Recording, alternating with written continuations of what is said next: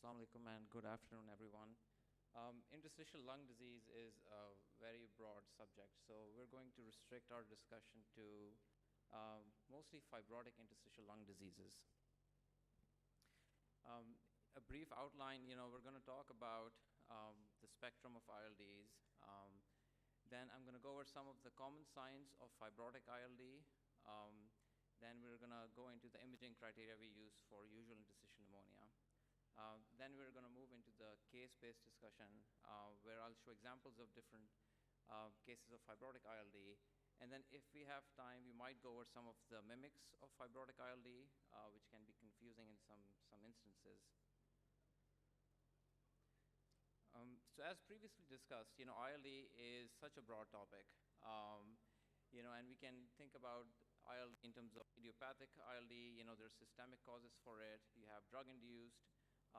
Then there's exposures that can cause ILD, and then we've recently started recognizing more and more familial fibrosis, or familial ILD. The four common ones that we see in our practice is idiopathic pulmonary fibrosis, sarcoidosis, collagen vascular disease. We're seeing more and more recently, and then in terms of exposures, we have hypersensitive pneumonitis. So I'm going to talk about three main signs of fibrosis on HRCT. The earliest sign that we see is reticulation. And by reticulation, we mean these very fine linear opacities that usually start at the periphery of the lung. They're linear earlier on, and then, this is an early case of reticulation, but then once it's more advanced, you can see this case on the left where you have more and more lines that are intersecting. The next sign of fibrosis is traction bronchiectasis or bronchiectasis. Bronchiectasis just means irreversible dilatation of an airway. And when we use the term traction, we are implying that dilatation is indirectly from surrounding fibrosis. So what you have to have for this is you have to have bronchiectasis, but you should have fibrosis around that area of bronchiectasis. So this is traction bronchiectasis, and traction bronchiectasis just means dilatation of smaller airways, typically within 1 or 2 centimeters of the pleura, and this is an example of traction bronchiectasis. And again, this will be surrounded by fibrosis. So you see reticulation next to that area of traction bronchiectasis. And then the final stage of fibrosis is honeycombing. And honeycombing, there's some controversy in terms of definition, but recently the most accepted definition is you only need one row of cysts. Usually they're along the pleura. Sometimes they can be more central. But if you have one row of cysts and you have other signs of fibrosis such as reticulation or traction bronchiectasis, then you can be confident that there is honeycombing. The old definition was you had to have at least 3 rows of cysts. So these 3 findings of fibrosis are actually temporal progression of ILD. So the earliest finding would always be reticulation, then you go on to traction, bronchiectasis, and then the final stage is honeycombing. I'm going to briefly talk about how we approach an HRCT as radiologists, and it's a simple approach that you can follow as a pulmonologist as well. So the first thing we try to do is to see what the main finding is, and if the findings are fibrotic or non-fibrotic. Fibrotic, we already discussed, reticulation, bronchiectasis, and honeycombing.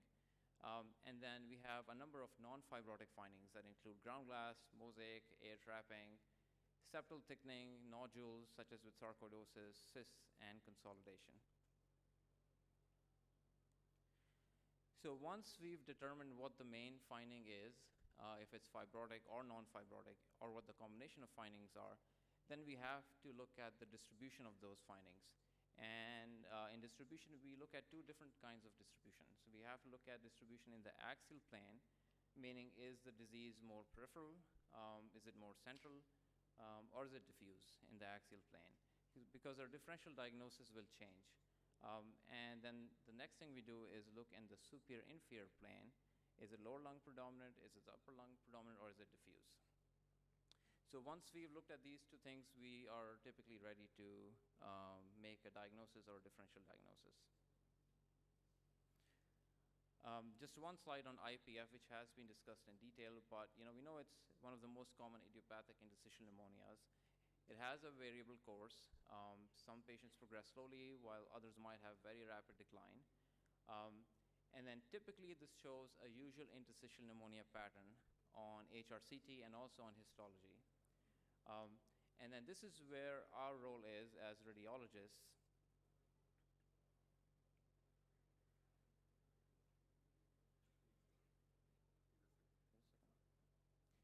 Is we can be very specific for a UIP pattern. So when we say this is UIP, you can almost be sure this is going to be UIP on histology as well, which is why we've moved away from biopsying these patients.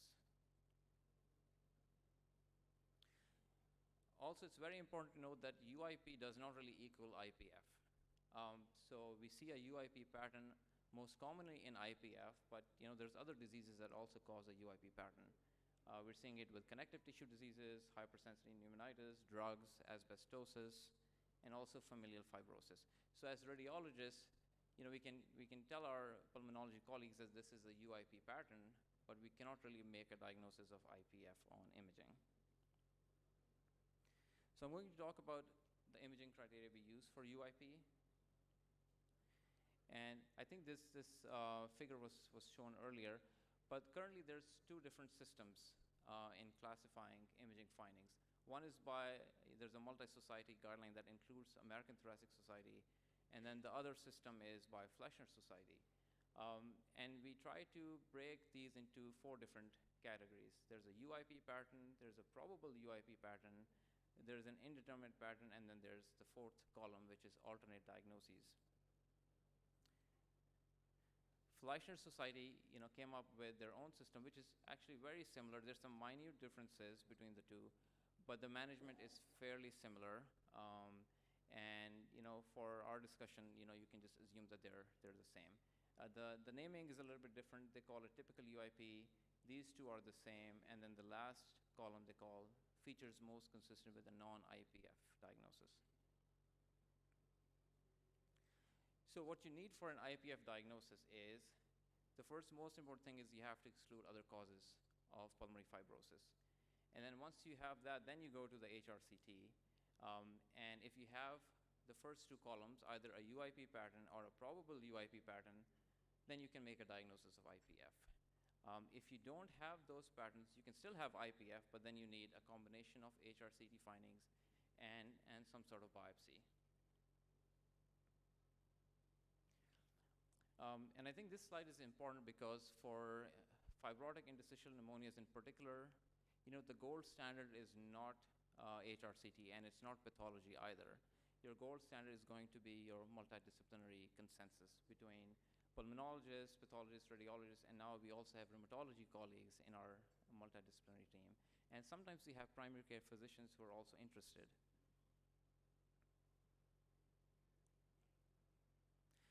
So now we're going to go into those cases and hopefully try to illustrate these different patterns. So this first case was a 71-year-old woman. She presented with shortness of breath, required 6 liters of oxygen. She was a non-smoker, no exposures, no family history of fibrosis, and labs were negative. So again, if we follow our search pattern, the first thing is to see what the findings are.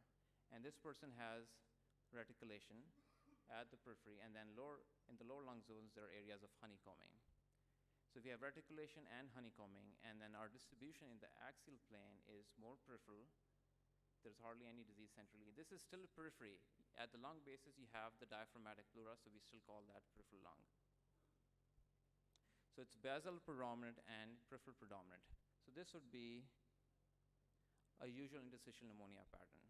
So in this person with this pattern, no exposures, the diagnosis was IPF. And when you have this pattern, more than 90% of cases will have a UIP pattern on histology as well. So that's why we don't biopsy these patients any longer.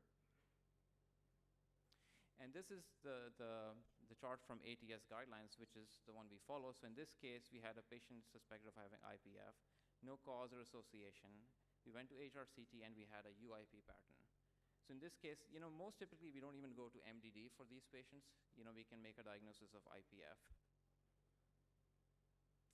So So this person was diagnosed with IPF, started on antifibrotic OFEV, and the disease has remained stable for 3 years.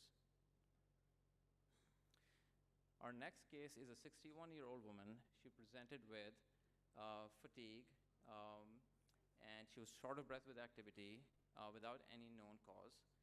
Lifelong non-smoker, no exposures, no family history, and labs were negative. So when we look at the findings in this case, we have reticulation, and we have areas of traction bronchiectasis.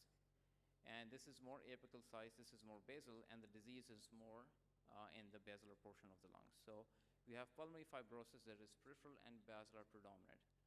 The only thing we're missing is honeycombing. So when we have the same findings as a UIP pattern, but we don't have any honeycombing, we call it a probable UIP pattern. So that's the only difference. There's no honeycombing, but the distribution and the findings are pretty similar.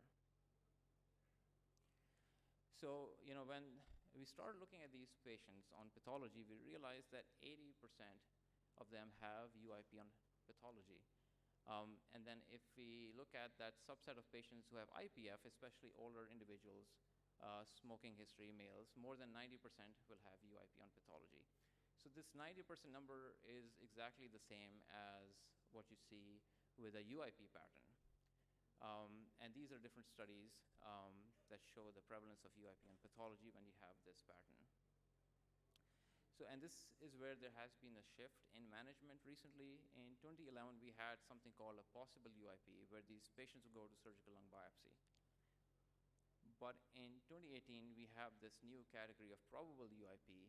And if you have this pattern and in the right clinical context, you don't really need a lung biopsy. So again, we follow that chart. Same patient, go to HRCT. This time it's a probable UIP pattern.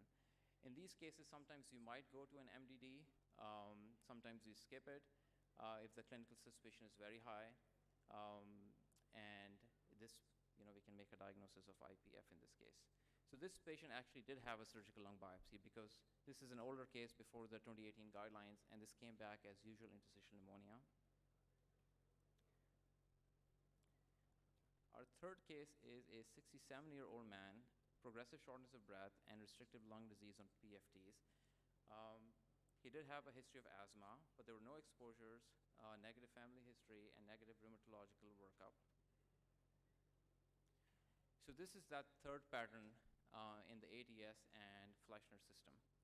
So the findings here are there is very subtle reticulation. You can see that in the periphery.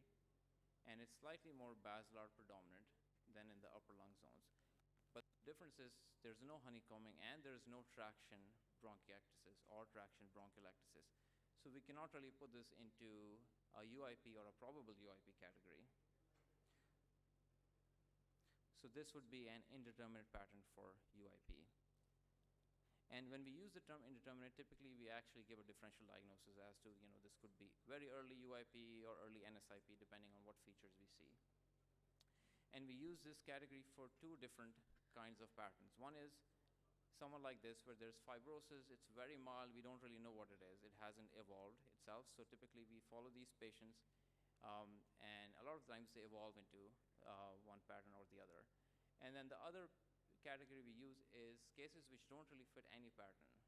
They're not probable UIP, they're not UIP, and we cannot really put it into the alternate category either. And when we look at pathology, 50 to 55% will come back as UIP.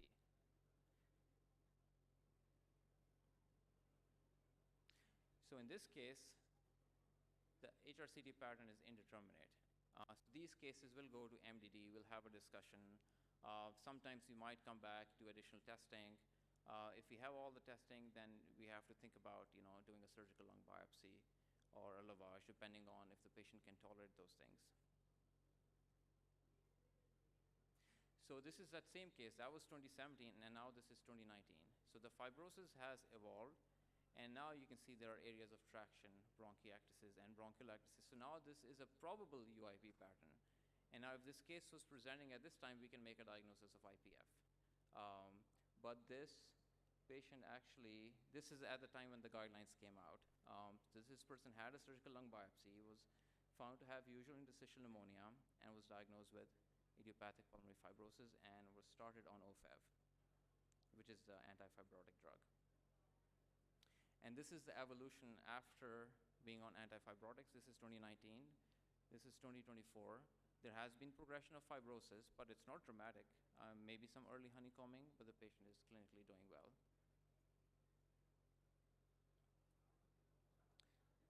Our fourth case is a 60-year-old man with dyspnea on exertion, never smoker.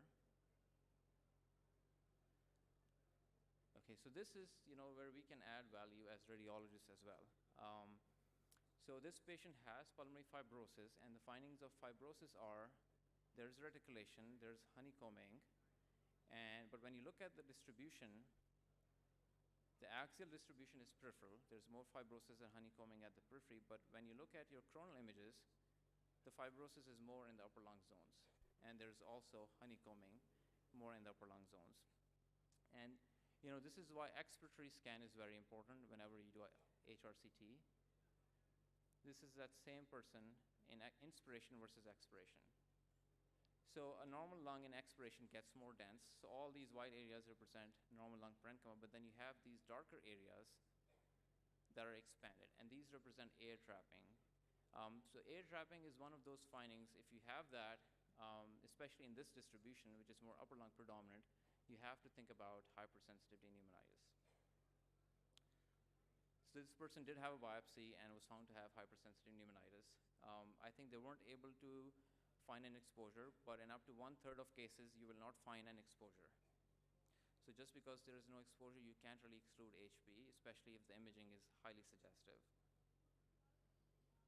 And there's numerous antigens that are known to cause HP. There's still ones that we probably don't know, and it's an ever-expanding list. So just keep HP in the back of your mind. Our fifth case is a 65-year-old woman, never smoker, shortness of breath on minimal exertion, such as going to the restroom. She came to us, she was diagnosed with IPF at another facility, and they started her on OFEV, but she came to us for a second opinion. Okay, in this case is very different from the other cases. So we do have findings of fibrosis, first of all. There is reticulation, all these areas of reticulation. There's superimposed ground glass, and there's traction bronchiectasis. If you look at the craniocaudal distribution, there's more disease in the lung bases than the upper lung zones. But when you look at the axial distribution, the disease is more peribronchovascular predominant, and you have very marked central traction bronchiectasis. This is a coronal image which shows this dramatic central bronchiectasis. So when we see this, this is not typical for UIP. We would put this case in the alternate diagnosis because that central pattern is not what you see with UIP. And this represents a fibrotic, non-specific interstitial pneumonia pattern. She had some additional workup. She had polyarthralgia. Her ANA was slightly elevated, and she had equivocal RNA polymerase 3. So this is one where we have extensive discussion in our MDD. We need input from a rheumatologist, and then finally, they decided she had connective tissue disease, ILD, undifferentiated versus some sort of systemic sclerosis. She was started on as a thioprine, and she had dramatic improvement in her symptoms and also her PFTs.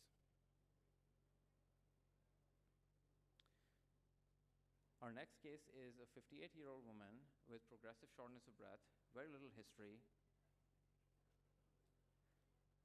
And again, we have findings of pulmonary fibrosis. Again, we go through our search pattern. The findings of fibrosis are predominantly honeycombing in this case. And it's more basilar predominant and peripheral predominant. All this is also lung base and also the peripheral pleura. There is some mild reticulation in the upper lung zones as well. So we've looked at all those 4 patterns, and if you were to put it in one of those patterns, this would be a UIP pattern because it's low, basilar predominant, and there's honeycombing. But in this case, these are her wrist radiographs, and you see these gigantic erosions bilaterally. She did have a lung biopsy because this is a case from 2010, I believe, and was diagnosed as connective tissue disease ILD. She had a known diagnosis of rheumatoid arthritis. She was started on methotrexate and Rituxan at that time. So this was just to illustrate that a UIP pattern is not always IPF. It looks exactly like IPF because it's UIP, but in this case we have a cause. Our next case is a 41-year-old relatively young woman with shortness of breath, so you're already not suspecting IPF even before we look at the HRCT. So this is an interesting pattern that's recently recognized. So you do have lung fibrosis, you have reticulation, you have, what looks like honeycombing. And when we look at the distribution, it's more in the lung bases, but it's not peripheral. It's more central honeycombing. Some people call it the variant fibrosis or lung destruction pattern, but you do see subpleural sparing, almost like you see with NSIP, but this is honeycombing. Again, you look at the distribution on coronal planes, it's very peribronchovascular central. There's subpleural sparing on both sides. So we can't really put this into the UIP category, because if you have this distribution, which is peribronchovascular, it goes in the alternate category. So she had serological workup, she had elevated antibodies, and she also had a known diagnosis of SLE. So this is a pattern we see with connective tissue diseases quite frequently, and SLE is a big one. She was diagnosed with CTD-ILD and was treated with immunosuppression. And so these are three signs of connective tissue disease ILD. When you see these, you should be suspecting it. The first is exuberant honeycombing, which this person has. And by exuberant honeycombing, we mean it's more than 70% of the lung fibrosis is honeycombing. The second sign is anterior upper lobe sign. And this just means that you have isolated areas of honeycombing at the anterior aspect of the upper lobes. And then the third sign is a straight edge sign, which means you have fibrosis, but then there's a very sharp demarcation between the fibrotic and the non-fibrotic lung. IPF typically goes up and gets more gradual and mild as you go in the upper lung zones. Eighth case is a 58-year-old woman with dyspnea. In this case, you have some fibrotic findings, maybe some traction bronchiectasis, but the finding is ground glass is the most predominant finding, and it's more peribronchovascular or central. Again, you can see the distribution and traction bronchiectasis. So because there's more ground glass, you can't really put it into a UIP or a probable UIP category. This also goes into the alternate category because of ground glass and the distribution. And this represents an NSIP pattern. So, and this is interesting, this is real life because this patient had a biopsy and it was UIP. But we know this is not UIP, and that's why pathology is not gold standard. She was found to have mildly positive anti-PL7. And if you look at the initial CT, this is very classic for myositis-related ILD, where you get organizing pneumonia pattern with some subpleural sparing, some early NSIP-like look. So she was also a patient with connective tissue disease ILD.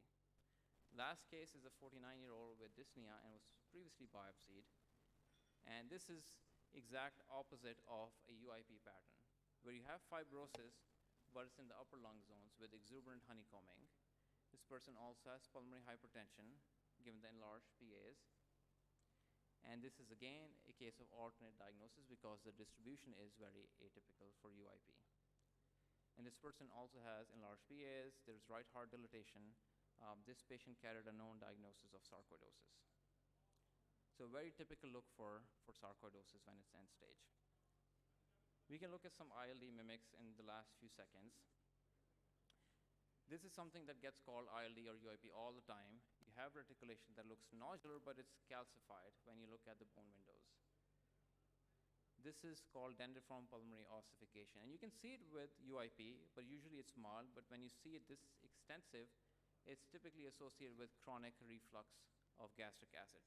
So this is not something that is usually interstitial pneumonia. The other one we see frequently called as honeycombing are these structures where they look cystic, but they have thin walls, there's internal architecture, and the adjacent lung is normal. This is a person who has emphysema, and this entity is called airspace expansion with fibrosis. And you can see it in the clinical setting of CPFE, or combined pulmonary fibrosis and emphysema. So just be, on the lookout for this, and not call this honeycombing. Thank you. I think I'm on time. All right.